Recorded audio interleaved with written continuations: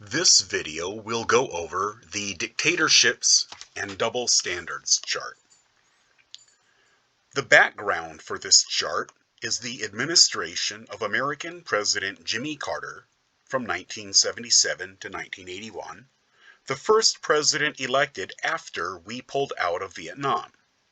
At this point in time, America was very hesitant to get involved in any more overseas military conflicts.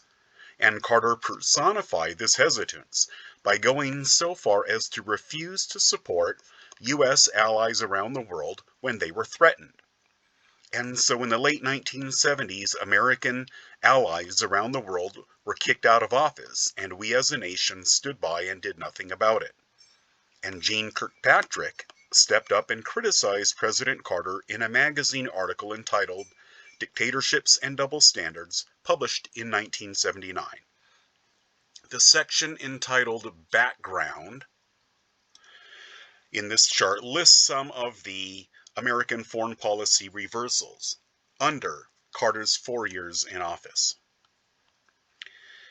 In addition to not wanting to get into another Vietnam, another of the justifications for Carter's hesitance to get involved around the world was his foreign policy based on human rights.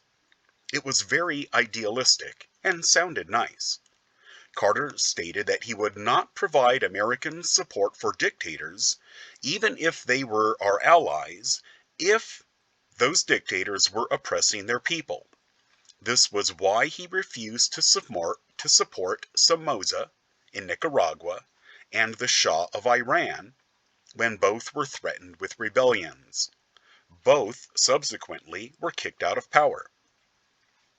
Kirkpatrick stated that this made an unrealistic demand on these dictators to quickly evolve into democracies. As she stated in her article, it took 600 years from the writing of the Magna Carta in 1215 in England to the late 1800s when almost all Englishmen were allowed to vote. It simply takes time for democratic institutions to evolve in any society, and telling these dictators that they had to cram 6 centuries of democratic development into a few short years was unrealistic.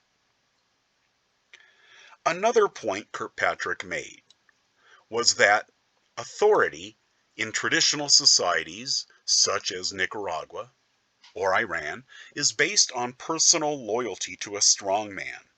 Announcing that the U.S. would not support a country's leader, the strongman had the effect of weakening these leaders and making it more likely that the soldiers in their armies would desert their posts rather than fight. Well, let's face it, why risk your life for a lost cause? If the U.S. government won't support a leader, they will likely fail, so why should you take a bullet for them? Now, some of Carter's supporters at this time were saying that it really wasn't a big deal, that socialist and radical Muslim dictatorships were no worse than the dictatorships that they replaced. One dictatorship isn't necessarily better than any other, right? Well, Kirkpatrick forcefully argued that this wasn't the case, that there was a very real difference between the dictatorships exercised by American allies with these newer dictatorships that replaced our allies. These American allies Kirkpatrick called traditional dictatorships. These would be a king or a military general, and they of course would act as a dictator, but still they would allow some small measure of political freedom and material prosperity for their people. The dictatorships that replaced them were not traditional, but radical dictatorships, and these dictatorships would usually be either communist or militant Islamist dictatorships.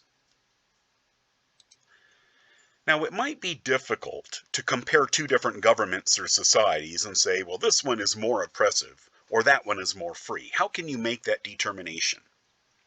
Well, Kirkpatrick used 2 criteria to argue that, yes, the traditional dictatorships that were allied to America were in fact better for their countries than the newer radical dictatorships were. First, there are many more refugees from communist countries than from those run by traditional military dictatorships. Now think about that for a second. After Cuba became a radical communist dictatorship, 1 out of every 9 Cubans on the island fled as refugees, most to the United States.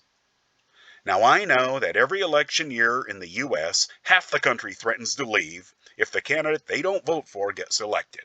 Of course, they never do leave. But think, if 1 out of every 9 of the 328 million Americans in 2020 were to leave, that would mean 36 million refugees. That would be huge. So there was a huge number of refugees from one communist island in the Caribbean, 1 out of every 9, or 1 million. But, by way of contrast, 3 traditional dictatorships of Brazil, Argentina, and Chile, with much larger populations than Cuba had, produced not 1 million refugees, but just over 100,000 refugees combined. So Kirkpatrick's point here was that one way we could see that traditional dictatorships were better than radical dictatorships was that traditional dictatorships produced fewer refugees. Another criterion Kirkpatrick used was the possibility of turning into a democracy. Kirkpatrick stated that traditional dictatorships in the past had transitioned into democracies. Now this was not a guarantee, but simply a possibility. 3 examples of this happening out of traditional dictatorships would be first Spain, which was ruled by the Generalissimo Franco for decades. At his death in 1975, it transitioned into a functional democracy and continues as such to this day. Brazil's military dictatorship gave way to democratically elected leaders in 1985. Finally, Argentina's military dictatorship ended in 1983. Both Brazil and Argentina have enjoyed democratically elected presidents ever since. On the other hand, as far as radical dictatorships go, Kirkpatrick stated that there never has been one that transformed into a democracy. And so, even if you argue that human rights are important, then even this principle of human rights is still a good reason to support traditional dictatorships over radical dictatorships.